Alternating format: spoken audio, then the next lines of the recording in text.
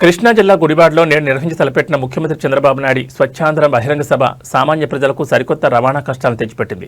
సభకు జన సమీకరణ కోసం ఆర్టీసీ బస్సులను పెద్ద ఎత్తున మళ్లించడంతో గుడివాడ బస్టాండ్లో సాధారణ ప్రయాణికులు, వృద్ధులు, మహిళలు, విద్యార్థులు గంటల తరబడి బస్సుల కోసం ఎదురుచూస్తూ తీవ్ర అవస్థలు పడుతున్నారు.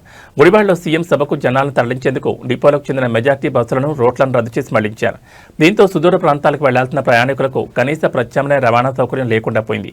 ఈ క్రమంలోనే ఒక సామాన్య ప్రయాణికుడు బస్టాండ్లో ఎదురవుతున్న నరకాన్ని వీడియో తీసి సోషల్ మీడియాలో పోస్ట్ చేయడంతో అది కాస్త వైరల్గా మారింది. తమ అత్యవసర పనుల కోసం, ఆఫీసుల కోసం, ఆసుపత్రుల కోసం ప్రయాణాలు పెట్టుకుని క్షేత్రస్థాయిలో ప్రయాణికులు పడ్డ కష్టాన్ని ఆ వీడియోలో సదరు వ్యక్తి కళ్ళకు కట్టినట్లు వివరించారు.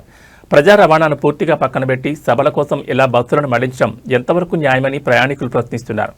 ప్రైవేట్ వాహనదారులు దీన్ని ఆసరాగా చేసుకుని భారీగా ఛార్జీలు వసూలు చేస్తున్నారని ప్రభుత్వం తక్షణమే స్పందించి అదనపు సర్వీసులు నడపాలని డిమాండ్ చేస్తున్నారు.